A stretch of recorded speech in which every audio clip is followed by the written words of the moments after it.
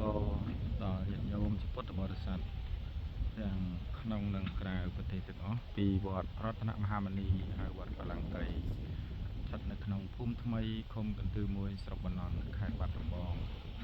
សូមចម្រើនពរដល់ញាតិញោមនៅសហរដ្ឋអាមេរិកក៏ដូចជាញាតិញោមនៅស្រុកបារាំងចម្រើនពរដល់ញោមស្រី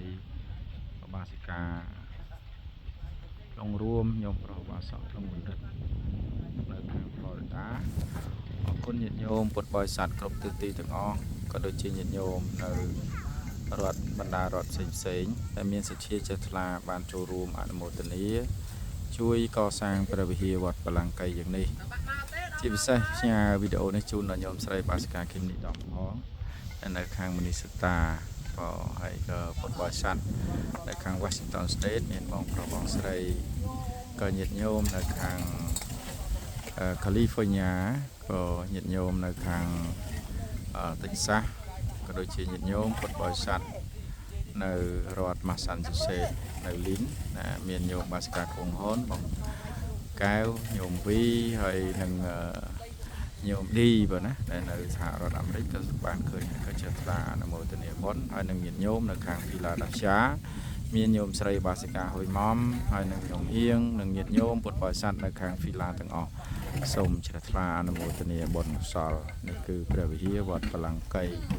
ដែលទើបនឹងចាប់ផ្ដើមកសាងបានជើងក្រោមហើយញាតិញោមប៉ុណ្ណាឥឡូវនេះយើងកំពុងតែចាក់ធ្នឹមកវ៉ាត់